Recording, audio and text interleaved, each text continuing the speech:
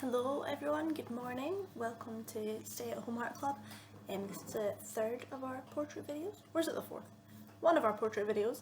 And it's the second part of the drawing eyes. So if you haven't drawn your first eye, all the outlines, there's a link below. You can click and that'll take you to that. And you can come back here later. Today I'm going to be showing you how to shade if you're using pencil, or colour if you're using something to colour with your drawing from last week. So it's going to make it a bit more realistic, bring some life to it. So let's get cracking. The useful tool you're going to need today is a really small rubber, particularly if you're working on the graphite. So you might be like, I don't have a really small rubber, but if you do have a rubber, what you can do is chop a tiny corner off really carefully with scissors, or super carefully if you're using a knife. Careful now. And you just want a bit, so you've got a really thin bit you can do lines with and tiny little rubby out bits. And this is really going to elevate that drawing, you know.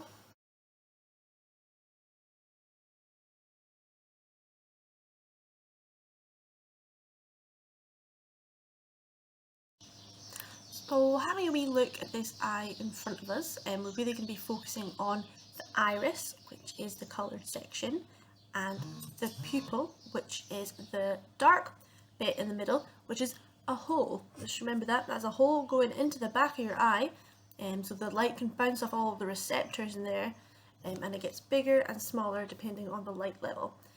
So if it's really big, there's lots of light coming in. If it's really small, try to keep the light out because it's going to damage the back of the eye. But now let's look at our iris, the coloured bit, and I just want you to really have a look at how the colour of that is made up. It's kind of lots of lines radiating out and lots of different marks in there.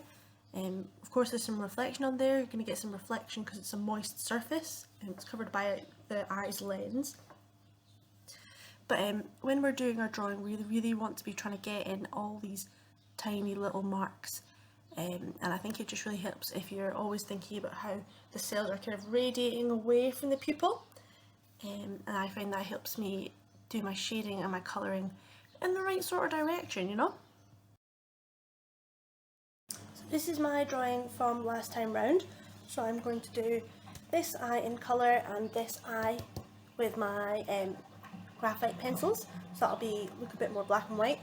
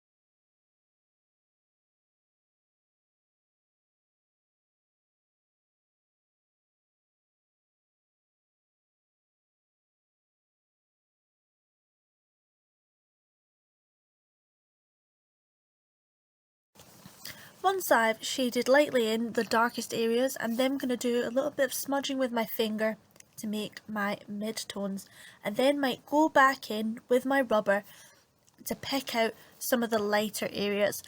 What you're looking for is a smooth change in between all your shades, and make sure you get a bit of definition on that eye crease.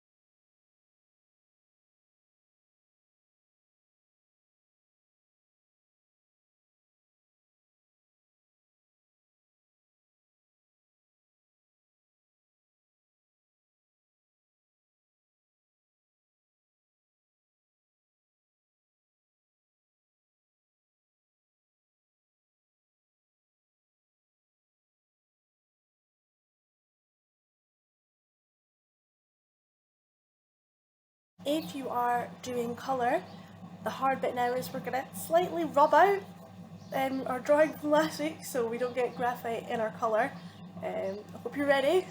So now we've rubbed out our lines, a bit scary, and we're now going to get drawing our iris. So I find I like to pick out the colours I'm going to be using first. I've got quite a good pencil set here, so I've got quite a range of colours, but I think it's good to really pick out them out before you get going so you don't get halfway through and you're like, oh, I don't know how to get that brown. So the eyes I'm drawing, which are my eyes, they're a bit greeny, mostly browny, bit grey, bit of orange in there. So I picked quite a range of pencils here. I've got a green, two variations of red, two variations of brown, and two kind of greys there. And I just find it helps me think, looking at my picture, right, what am I going to use the dark bit, what am I going to use for the light bit, what I'm going to use for this bit, testing out different colour combinations on different bits of your paper. I'm going to post a picture of all the pencils I've used and kind of what I've used them for as well, and hopefully that'll give you a bit of idea and you can adapt it to whatever you've got at home.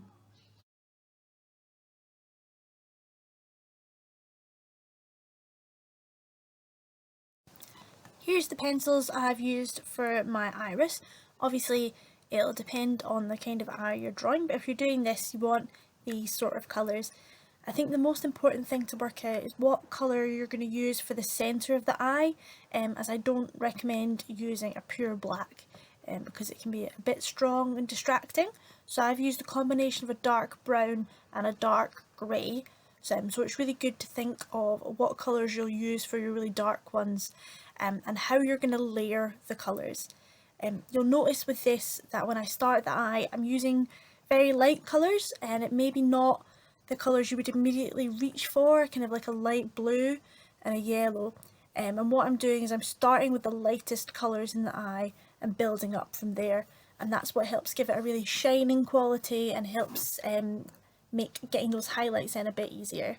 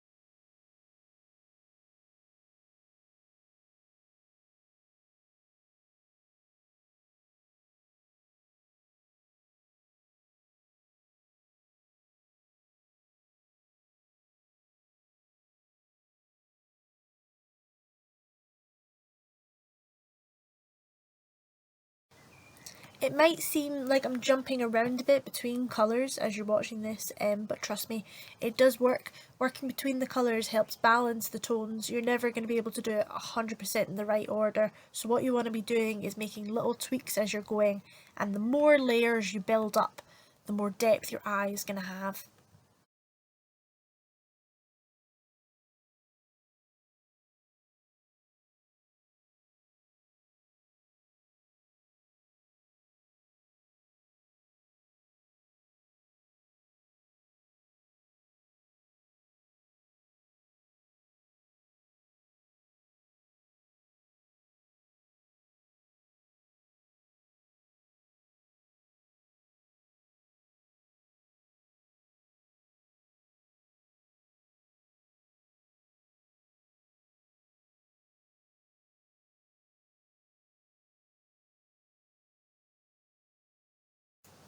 From this point on, I'm really just layering up all my different colours and tweaking them as I go, making small adjustments. Yep, so just watch along, and the main thing is really looking at and really honing in on all the small details you're seeing, and that's how you'll get this level of detail.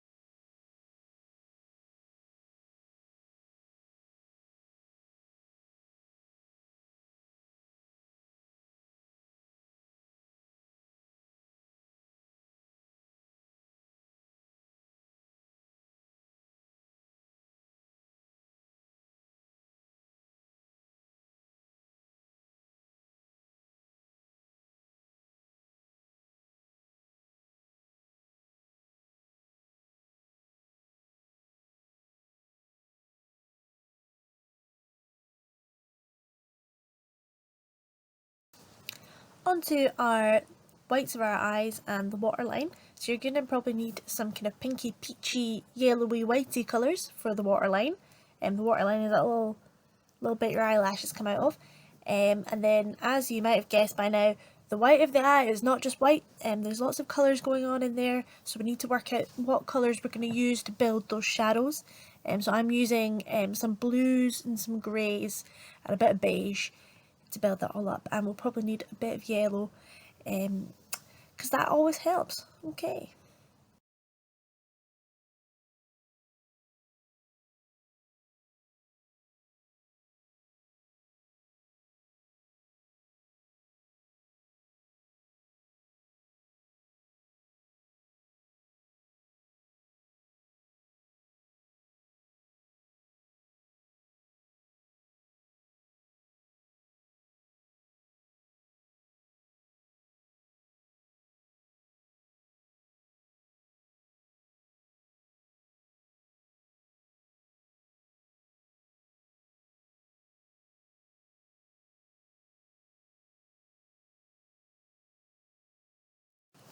I'm now working on building up colours in the waterline and balancing the tones in the eye. Just make sure any bits that are really white, such as shine, just leave that at the white of the paper.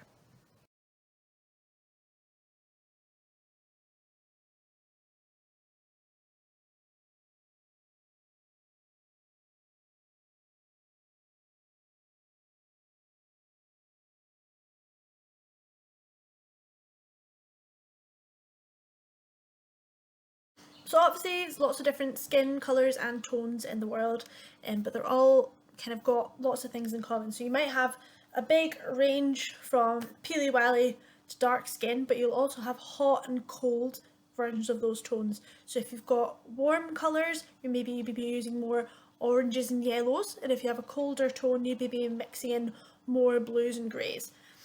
So through doing this, I found out I have quite a cold skin tone. The pencil I was using the most was called, where is it?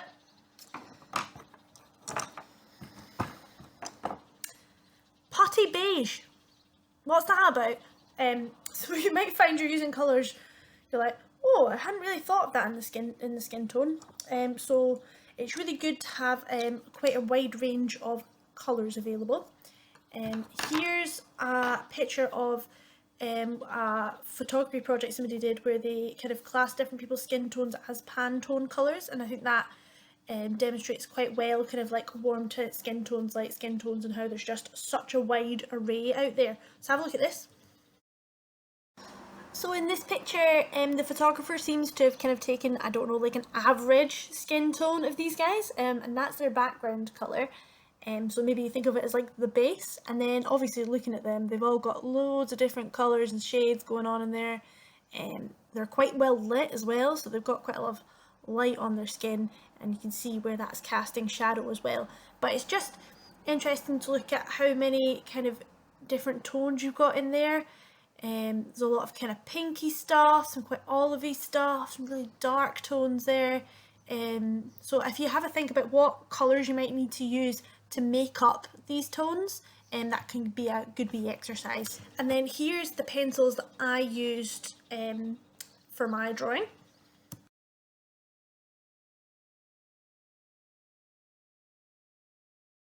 So there's quite a range in there. There's some blues, some greys, some browns, some pinks, some yellows, a lot of white, a lot of grey. Give me some vitamin D, please.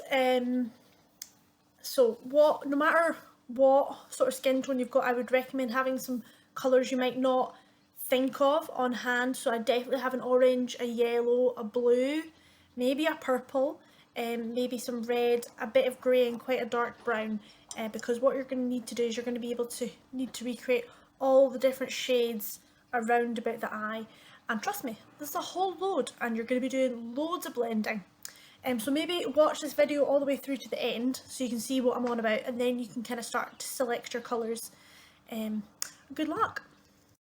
So when you're drawing skin as well, it's important to remember that we're not all just one colour, and I think a really good way to do this is to look at this bit of your wrist or the back of your hand, and just see how many different colours you can see in there. Maybe you can see some veins coming through, maybe you've got, I don't know, a rash or something, a bit of eczema like me.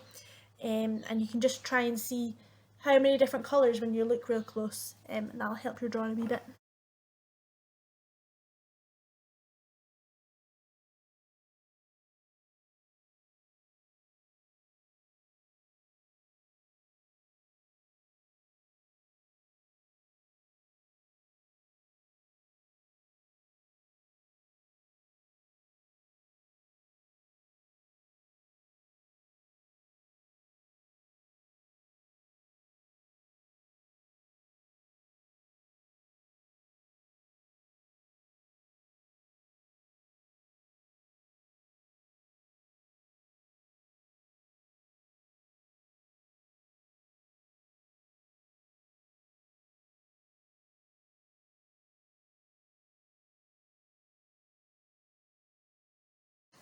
Yep, and again, from about here, I'm really just building up layers of colour in the same way, adding shadows, adding areas of cooler colours, warmer colours, areas that are a bit yellower, maybe some purples in there. Yeah, so let's just watch that unfold.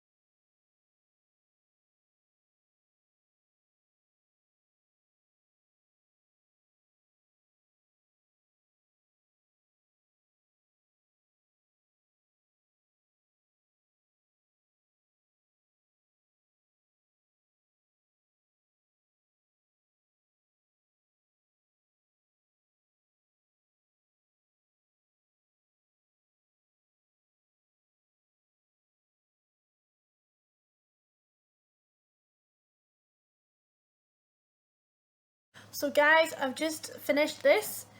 It's actually taken 3 days, so I'm very sick of staring into my own eyes. But I hope you found that video helpful. It's by no means perfect. This eye's too big, slightly the wrong shape, they're both slightly too long, but it still looks good, so that's fine. Good luck with your eye drawing. Hope this has been useful. I'm so tired. Okay, so today's joke is, did you hear about the claustrophobic astronaut? He just needed a little space. Okay guys, have a lovely weekend. Hope you're doing good. Speak to you soon. Stay safe. Stay chill. Bye.